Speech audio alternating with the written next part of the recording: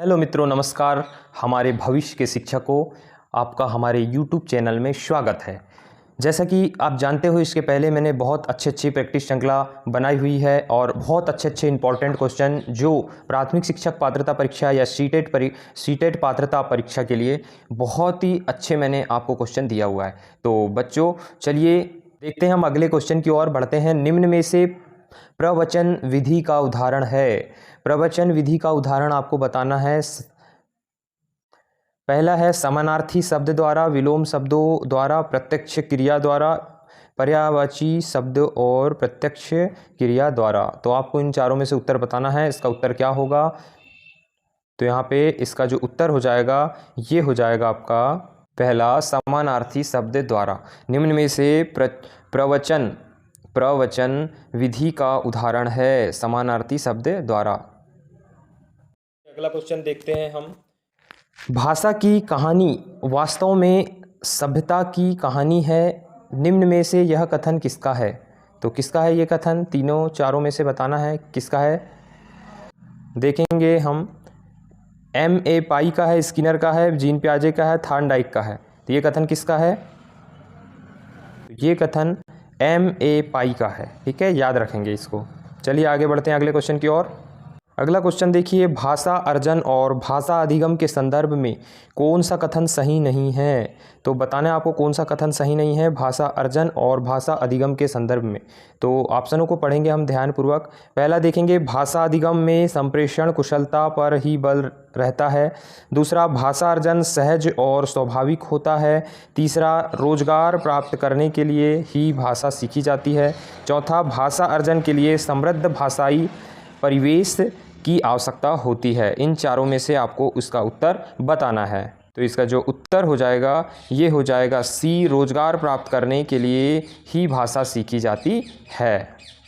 चलिए, बहुत ही ज़बरदस्त, बहुत ही अच्छा क्वेश्चन बताना है आपको। व्याकरण मुख्यतः कितने प्रकार का होता है? व्याकरण तो 2 प्रकार का, 3 प्रकार का या 4 प्रकार का, 1 प्रकार का, 10 प्रकार का। बताना है आपको कि कितने प्रकार का यहाँ पे है। तो आपको बता दें कि व्याकरण मुख्यतः कितने प्रकार का है? 3 प्रकार का। ठीक है, व्याकरण कितने प्रकार का है? 3 प्रकार का। अगले क्वेश्चन की ओर बढ़ते हैं हम। निम्न में से नवजात शिशु की भाषा किस रूप में होती है? चलिए, बहुत ही अच्छा क्वेश्चन है। आपको बताना है कि जो नवजात शिशु होता है उसकी भाषा किस रूप में होती है। तो पहला पढ़ेंगे क्लब वाला के रूप में, दूसरा रुदन के रूप में, तीसरा क्विंग के रूप में, चौथा क्लब वाला एवं क्विंग के रूप में। तो चारों में से आपको आंसर बताना है कौन सा होगा। तो ये जिसका जो आंसर हो जाएगा, ये हो जाएगा दूसरा, रुदन के रूप में। रुदन यानी रोना, है ना। रोने के रूप में नवजात शिशु का क्या होता है, यहाँ पे भाषा होती है। चलिए अगला क्वेश्चन हम देखते हैं। निम्न में से हिंदी मानक की भाषा खालिस्तान है। हिंदी मानक की भाषा खालिस्तान है, आपको यहाँ पे बताना है। भोजपुरी बोली, अवधी बोली, भोजपुरी एवं अवधी बोली या खड़ी बोली। तो इन चारों में से आंसर बताना है आपको क्या होगा।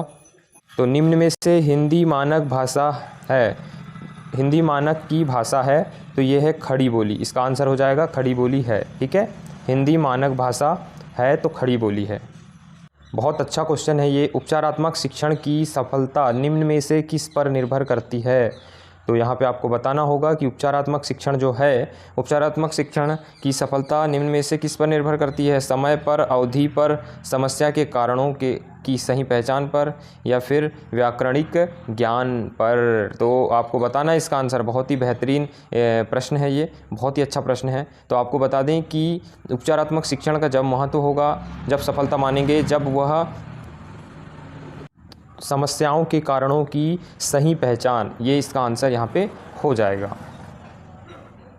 अगला क्वेश्चन देखिए, विद्यार्थियों में भाषा के प्रति रुचि के विकास में निम्न में से किस प्रणाली। चलिए फिर से देखते हैं। विद्यार्थियों में भाषा के प्रति रुचि के विकास में निम्न में से किस प्रणाली की भूमिका सबसे अधिक है?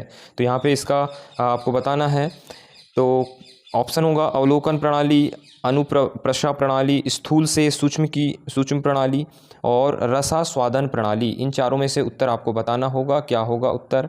तो इसका जो उत्तर हो जाएगा, ये हो जाएगा आपका पहला, इसका उत्तर हो जाएगा अवलोकन प्रणाली। ठीक है, अगले क्वेश्चन की ओर बढ़ते हैं हम। उपचारात्मक शिक्षण का उद्देश्य नहीं है। अब जो उद्देश्य नहीं है वो उद्देश्य आपको यहाँ से चारों में से बताना है कि कौन सा उद्देश्य उपचारात्मक शिक्षण का नहीं है। पहला तो देखिए कि जो छात्रों की प्रारंभिक त्रुटियों में सुधार करना, दूसरा है छात्रों की ज्ञान संबंधी त्रुटियों को दूर करना, और तीसरा है छात्रों में आत्मविश्वास जगाना। तो आपको बता दें कि ये तीनों ही सही हैं, इसलिए जो उद्देश्य नहीं होगा वो लास्ट वाला होगा, छात्रों को अनुशासन सिखाना। ये बिल्कुल उद्देश्य उपचारात्मक शिक्षण का नहीं है। ठीक है, ये सारे तीनों उपचारात्मक शिक्षण के उदाहरण हो जाएंगे, उद्देश्य हो जाएंगे, परंतु ये नहीं होगा। अगला क्वेश्चन देखते हैं। मूल्यांकन किए जाने से क्या होता है? बच्चों के सीखने के स्तर का ज्ञान पता लगता है, पहला। दूसरा, बच्चों की उपलब्धि का पता लगता है, शिक्षकों की उपलब्धि का पता लगता है, या शिक्षकों या बच्चों की उपलब्धि का पता लगता है। तो यहाँ पे जो सटीक और सही जो आंसर हो जाएगा ये हो जाएगा पहला, कि बच्चों के सीखने के स्तर का ज्ञान पता लगता है ना, मूल्यांकन करने से इस चीज़ का यहाँ पे पता चलता है। क्वेश्चन देखिए, निदान का अर्थ अधिगम संबंधी कठिनाइयों और कमियों के स्वरूप का निर्धारण है। यह कथन निम्न में से किसका है? आपको बताना होगा। तो ब्राउन का है, अरस्तू का है, हिटलर का है, या फिर महात्मा गांधी का है? तो इसका जो उत्तर हो जाएगा ये हो जाएगा ब्राउन का। निदान का अर्थ अधिगम संबंधी कठिनाइयों और कमियों के स्वरूपों का निर्धारण है। यह कथन किसका है? ब्राउन का है। ठीक है, याद रखेंगे, है ना। बहुत ही इंपॉर्टेंट क्वेश्चन है ये भी आपके लिए।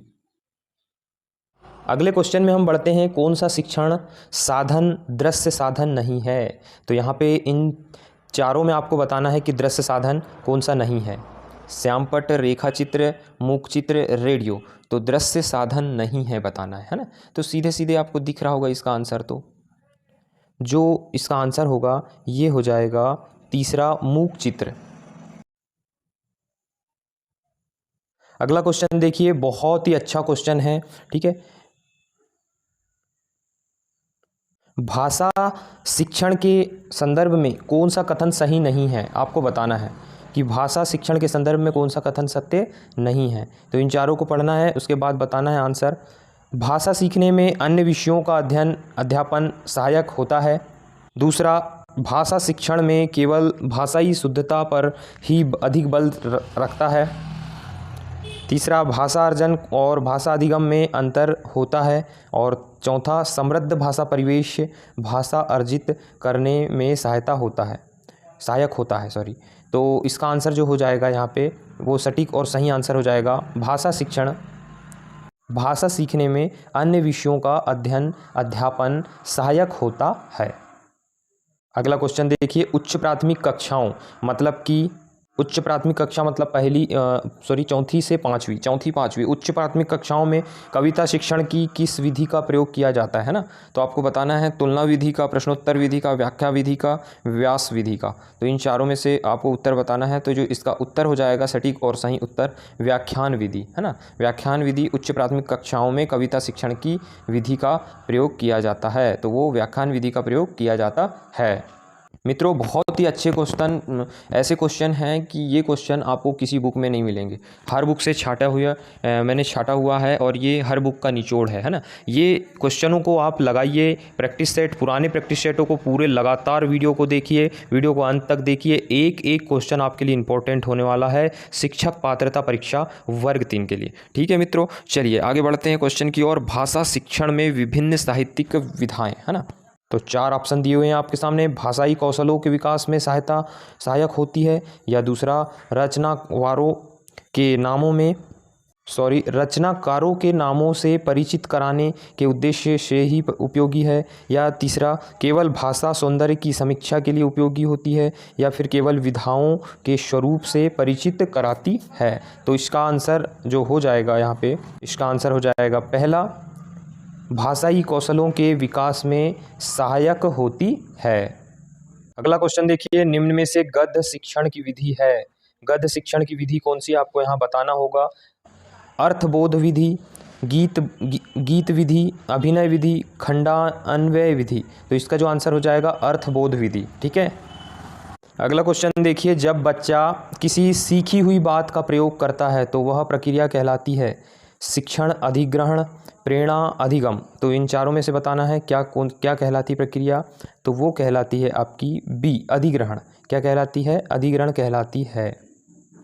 चलिए अगला क्वेश्चन का उत्तर दीजिए। कविता का यथार्थ मूल्यांकन कैसे किया जाता है? कविता का यथार्थ मूल्यांकन कैसे किया जाता है? गुप्त प्रणाली द्वारा, समीक्षा प्रणाली द्वारा, सरल प्रणाली द्वारा, छोटे प्रणाली द्वारा। चारों में से आपको उत्तर बताना होगा। इसका उत्तर क्या होगा? तो यहाँ पे बता दें, इसका उत्तर जो होगा समीक्षा प्रणाली द्वारा। जो कविता का यथार्थ मूल्यांकन समीक्षा प्रणाली द्वारा किया जाता है। अगला क्वेश्चन देखिए। निम्न में से भाषा की कक्षा में भाषाई खेलों का आयोजन मुख्यतः खालिस्तान। चारों में से बताना है। भाषा सीखने की प्रक्रिया में स्वाभाविकता लाता है, या दूसरा खेल के स्तर में सुधार लाना है, या रोचकता लाता है, या बालकों में जोश लाता है। इन चारों में आपको उत्तर बताना होगा। तो इसका जो उत्तर हो जाएगा ये हो जाएगा फर्स्ट, भाषा सीखने की प्रक्रिया में स्वाभाविकता लाता है।